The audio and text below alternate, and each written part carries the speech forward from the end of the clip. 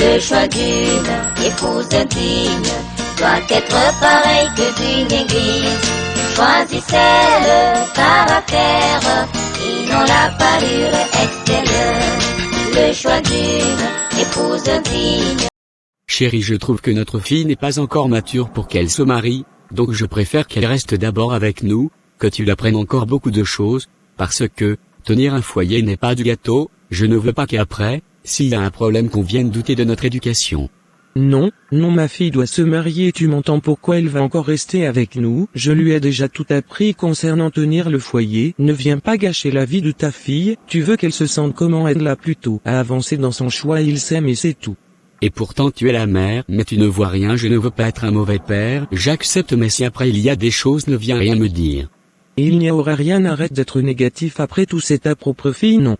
Je ne suis pas négatif, mais vu que tu es tellement sûr de tes enseignements, je ne peux que croire que ça ira bien pour elle.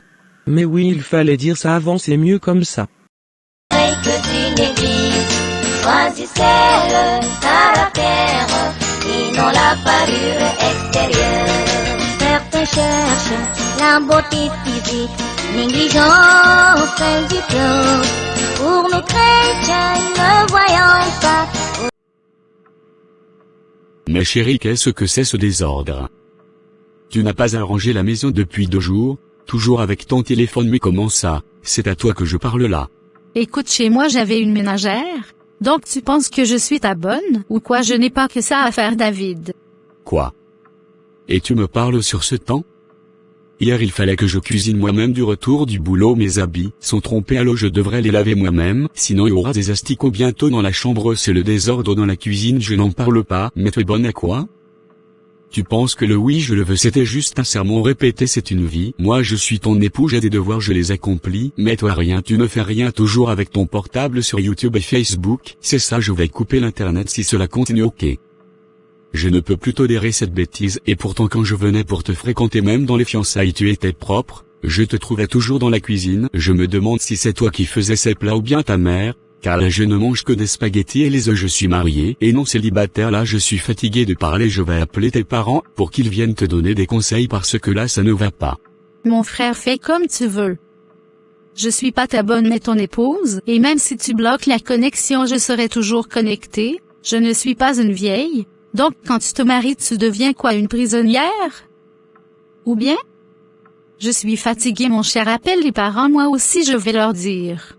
Non, c'est pas de ta faute, mais c'est la mienne, ce qui m'a poussé à t'épouser c'était la beauté, et non le caractère, vu que tu brillais tellement et là je subis vraiment, je me demande quand on aura des enfants comment tu vas être le 5e évangile, déjà même la prière individuelle tu ne le fais pas, donc tu comptes sur mon salut ou bien?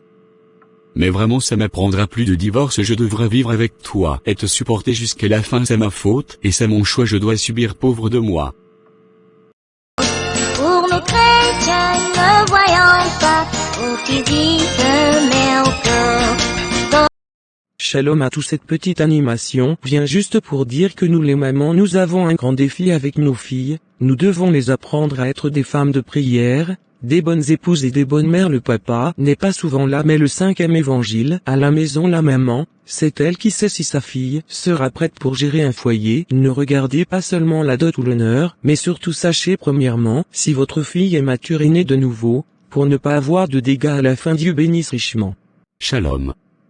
Je voudrais surtout conseiller ses frères, qui ne regardent qu'à la beauté avant le caractère, de vraiment prier Dieu, car à cause de la précipitation ou du zèle de mariage tu feras un choix qui te fera regretter après. L'épouse que tu choisiras sera ta compagne à vie, la mère de tes enfants, et l'avenir de tes enfants en dépendra aussi d'une part de son éducation, alors choisis une épouse qui saura bien jouer son rôle d'épouse et de mère aussi. Dieu bénisse richement.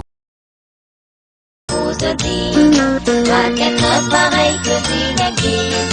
Choisissez le caractère et non la parure extérieure. Souviens-toi mon frère, ta future épouse, c'est ta première compagne, la conseillère qui sera avec toi.